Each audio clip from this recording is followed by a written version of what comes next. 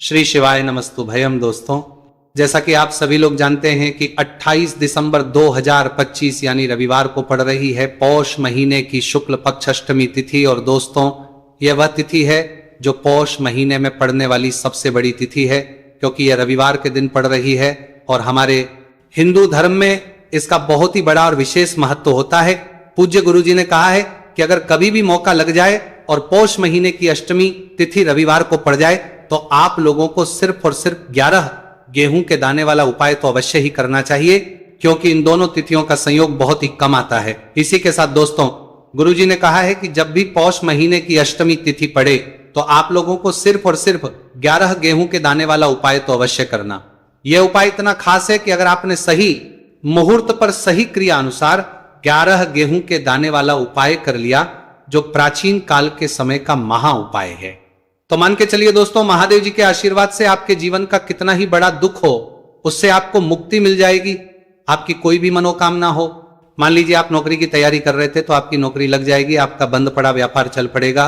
और दोस्तों, आप जिस बीमारी से आप बहुत दिनों से परेशान थे उस बीमारी से आपको मुक्ति मिल जाएगी। आपके जीवन में धन आना शुरू हो जाएगा, आपके जीवन में धन आने के नए नए रास्ते खुल जाएंगे।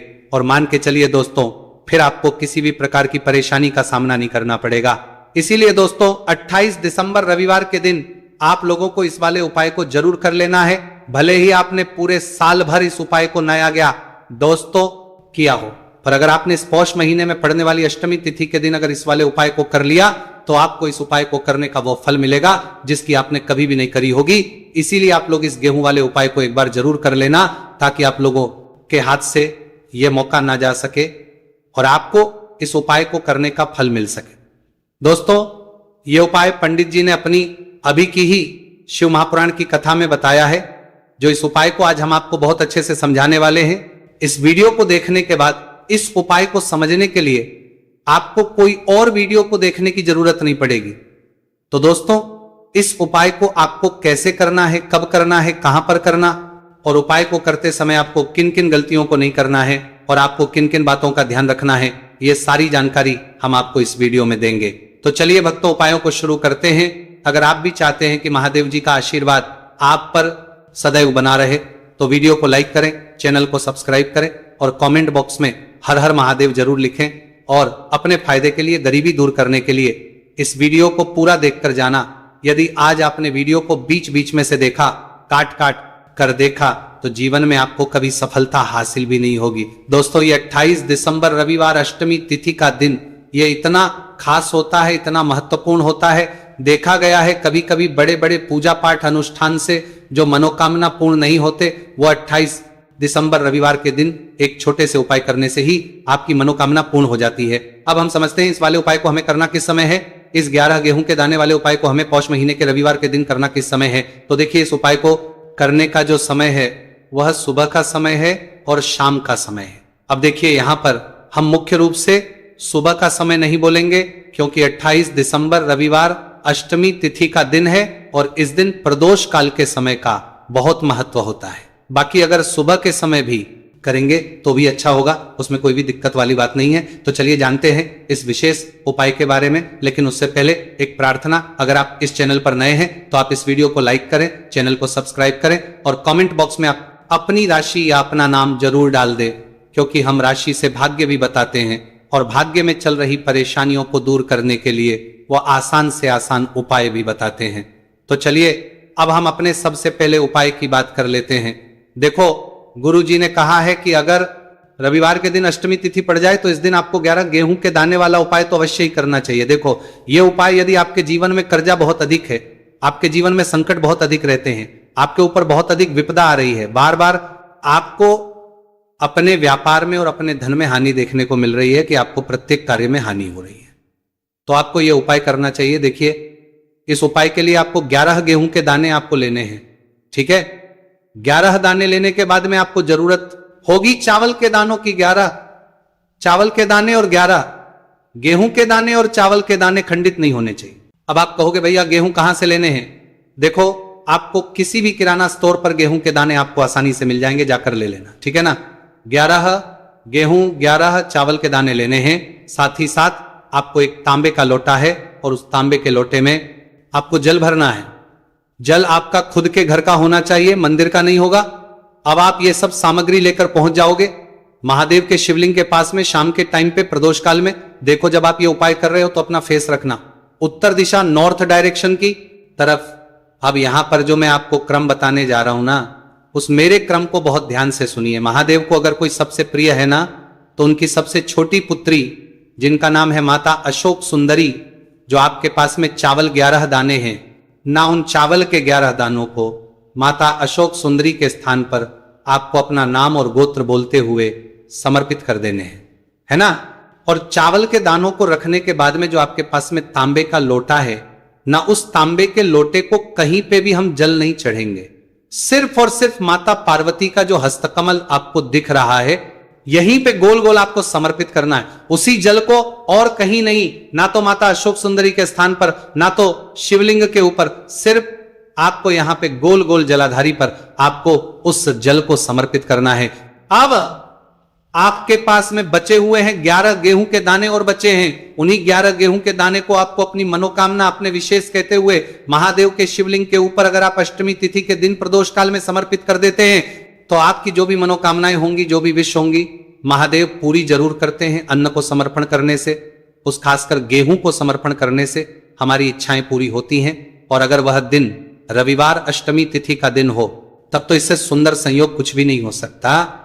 आपकी इच्छाओं को पूरा करने के लिए स्पेशल बहुत प्यारा सा उपाय आप सभी को जरूर करना है। ध्यान में रखिएगा, यह उपाय प्रदोष काल में करना है। देखो, गुरु जी ने कहा है भगवान शिव के शिवलिंग पर 33 कोटि देवी देवताओं का वास होता है। अगर हम शिवलिंग के सामने कुछ भी उपाय करते हैं तो हमारे सभी देवी देवता हमसे खुश हो जाते हैं। यह उपाय आपको अवश्य करना है। देखो, सुबह के टाइम नहीं कर सकते, ठीक है। अब बात करते हैं अगले उपाय की। देखो, इस उपाय के लिए आपको लेना है एक गोल बाती का दीपक। आप चाहे तो मिट्टी का ले सकते हैं या फिर घर से शुद्ध आटा मढ़कर उसका दीपक आप तैयार कर सकते हैं। इसके बाद आपको लेना है शुद्ध गाय का घी। अगर वो नहीं है तो कोई भी देसी घी इस्तेमाल कर सकते हैं, जिससे आपको दीपक प्रज्वलित करना है। देखो, अब ये सब सामग्री लेकर आपको जाना है प्रदोष काल में आपके घर पर तुलसी जी के घेरे के पास में। देखो, ये उपाय तो आपको अवश्य करना है। देखो, वहां पहुंचकर सबसे पहले वो दीपक आपको प्रज्वलित कर देना है और का 11 बार जाप करना है। उसके बाद आपको अपने सीधे हाथ में थोड़ी हल्दी लेकर उस दीपक में अपना नाम और गोत्र बोलते हुए डाल देना है। उसके बाद माता लक्ष्मी से आपको प्रार्थना करना है कि हे महालक्ष्मी, हमारी सभी दुख तकलीफों को दूर करो। हे महादेव, हमारे सब दुख कष्टों को खत्म करो। इस भावना से आपको ये उपाय करना है। चलिए अब बात कर लेते हैं दूसरे उपाय की। दोस्तों, आप सभी जानते हैं कि रविवार अष्टमी तिथि का दिन समर्पित होता है भगवान महादेव को या कि माता पार्वती को। अष्टमी तिथि का दिन समर्पित होता है और जब भी हम शिवलिंग के ऊपर कोई भी उपाय करते हैं तो इससे हमें एक साथ भगवान महादेव की और माता पार्वती की कृपा प्राप्त हो जाती है। देखिए दोस्तों, गुरुदेव ने बताया है कि रविवार के दिन किया जाने वाला यह सबसे खास और सर्वश्रेष्ठ उपाय है। 7 चने की दाल लेनी है। देखिए, आप 7 चने की दाल भी ले सकते हैं या फिर 11 भी ले सकते हैं, 21 या फिर 108 चने की दाल ले सकते हैं। यदि आप 21 चने की दाल लेते हैं तो यह आपके उपाय के लिए अत्यधिक सर्वोत्तम होता है। तो इस प्रकार से आप कम से कम 7 चने की दाल ले सकते हैं और अधिक से अधिक आप 108 चने की दाल ले सकते हैं। अब देखिए, इसी के साथ में आपको मात्र 1 लोटा शुद्ध जल लेना होगा तांबे के पात्र के अंदर अपने ही घर से, और साथ ही में आपको मात्र 1 से 2 गू के टुकड़े भी लेने हैं। देखिए, रविवार अष्टमी तिथि का दिन भगवान महादेव को होता है। आपको ये जो सारी सामग्रियां हैं, इन्हें लेकर के पहुंच जाना है भगवान शिव के मंदिर में। इस उपाय को आप सुबह से लेकर के शाम तक किसी भी समय में कर सकते हैं, लेकिन यदि आप शाम के समय इस उपाय को करते हैं तो यह उपाय आपके लिए और अधिक सर्वोत्तम होता है।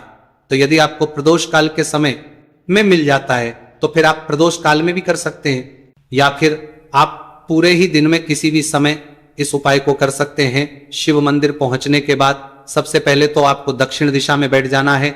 उत्तर दिशा की तरफ आपको अपना मुख कर लेना है। लेकिन यदि शिवालय में भीड़ है, शिव मंदिर में भीड़ है, तो फिर आप किसी भी दिशा में बैठकर इस उपाय को कर सकते हैं। तो देखिए, सबसे पहले आपके पास जो गुड़ के टुकड़े हैं, जो आप गुड़ के टुकड़े लेकर के आए थे, उन्हें आपको शिवलिंग के सामने ही जो आपके पास एक लोटा जल है, उस पात्र में आपको ये गुड़ के टुकड़े डाल देना है। इसी के साथ में आप जो चने की दाल लेकर के थे, चाहे आप 7 चने की दाल लेकर के आए हैं, 11, 21, जितने भी आप चने की दाल लेकर के आए हैं, इस चने की दाल के ऊपर आपको जो आपके पास गुड़ वाला जल आपने तैयार किया है, इसमें से थोड़ा सा जल आपको इस चने की दाल पर डाल लेना है। अब देखिए, आपके पास जो गुड़ वाला जल है, इसमें से सबसे पहले थोड़ा सा जल आपको श्री गणेश जी वाले स्थान पर समर्पित कर देना है, श्री शिवाय नमस्तुभयम इस मंत्र का जाप करते हुए।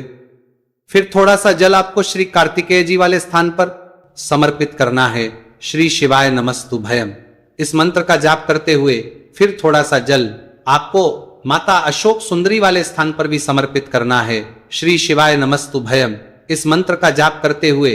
फिर थोड़ा सा जल आपको माता पार्वती के हस्त कमल पर समर्पित करना है और आपको श्री शिवाय नमस्तुभयम इस मंत्र का जाप कर लेना है। अब देखिए दोस्तों, आपके पास जो साजल और शेष बचेगा, इसमें से आपको केवल थोड़ा सा जल शिवलिंग पर अर्पित कर देना है और अंत में आपको उस पात्र में थोड़ा सा जल और शेष बचाना है। पूरा जल आपको शिवलिंग पर अर्पित नहीं करना है, अंत में आपको थोड़ा सा जल और शेष बचाना है। अब देखिए, आप जितनी भी चने की दाल लेकर के आए हैं, अगर आप 7 चने की दाल लेकर के आए हैं तो आपको 7 बार श्री शिवाय नमस्तुभयम इस मंत्र का स्मरण कर लें।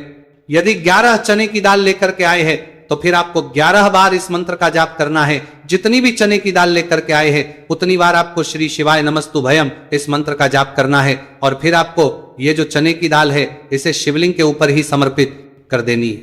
लेकिन आपको ये चने की दाल बृहस्पतेश्वर महादेव का स्मरण करते हुए ही शिवलिंग पर अर्पित कर देनी है और आपको अपनी मनोकामना को भी बोल देनी है।